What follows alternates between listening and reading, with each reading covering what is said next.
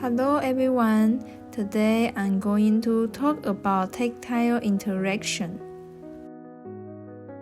Tactile interactive applications. Visual feedback dominates most interfaces, so why explore tactile interaction in design? Here are 3 scenarios where tactile feedback adds unique value. First, enhanced feedback. In addition to visual and auditory feedback, tactile feedback provides more intuitive and rich information. For example, it can simulate the texture and weight of visual objects. Second, accessible design. For visual impaired users, tactile interfaces are essential for information access. An example is tactile paving, which uses texture changes to guide visually impaired individuals or convey messages. Third, spatial environments.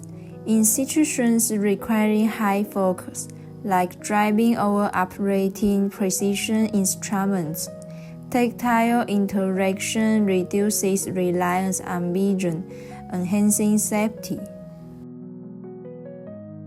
Tactile psychology. Haptic perception combines tactile and kinesthetic senses, helping us explore and understand our surroundings. Kinesthetic perception. A dynamic sense that perceives the relative positions of body parts, like the motion of the head, torso, or limbs. Textual perception. A static sense relying on skin receptors to detect stimuli, such as tracing patterns on the skin. Today's focus is on textual perception. Grouping preferences. In an experiment, participants categorize objects based on their preferences, both with and without visual assistance. The result revealed, with tactile input only, they group objects by material dimensions, like hardness or texture. With visual and tactile input, participants group objects by structural dimensions, like size or shape. If we assume that the touch system prefers to use the least effort to get the most information, then it might focus more on exploring and recording the hardness or texture of objects. Mission and touch, point symbols. The tactile system isn't great at processing images, so tactile designs must suit the characteristics of tactile perception. Key considerations include addressing the figure ground problem, which means the contrast between symbols and the background. First, let's introduce point symbols. Raised symbols are easier to recognize than recessed symbols.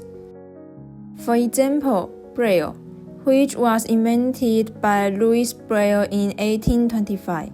It's made out of 6 dots arranged in a 3x2 rectangle. Mission and touch, light symbols. The research compared the traceability and the recognizability of different types of lights, such as solid lights and dotted lights. The result shows that single solid lights or dotted lights are easier to trace than double lights.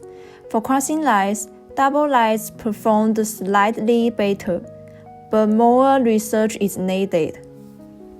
When it comes to recognizability, the width of the line is very important. Lines wider than the fingertip reduce recognition accuracy. Design principles for tactile graphics. Here are the summarized design principles for tactile graphics. Consistency of mapping. Ensure tactile symbols match their meaning for intuitive use. Use of height. Utilize height differences to convey hierarchy over importance. Static data. Provide stable reference points for better understanding and memory. Display size. If the elements of tactile graphic are too close, they feel grounded. If they are too far apart, they are hard to follow. A balance is needed. Visual to tactile translation. Avoid directly copying visual designs. Consider tactile users' needs. Simplicity of design. Keep symbols simple and easy to recognize. Empty space. Use blank areas to separate information. While avoiding overuse that may confuse users. Tactile interaction in human-computer interface. Finally, I will introduce haptic interactions in human-computer interfaces, which can be divided into 3 types. In this section, we first introduce static tactile displays.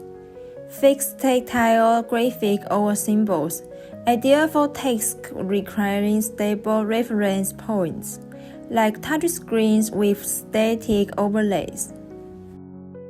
Dynamic tactile displays, tactile feedback that changes in real time, suitable for tasks requiring immediate response, like refreshable braille displays or gel-based tactile displays. However, these often have low resolution.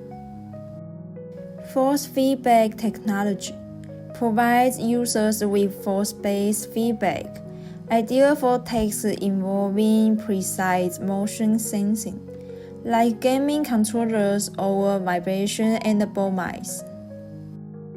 While offering tactile and kinesthetic feedback, these systems often lack fine tactile details. Thank you for listening.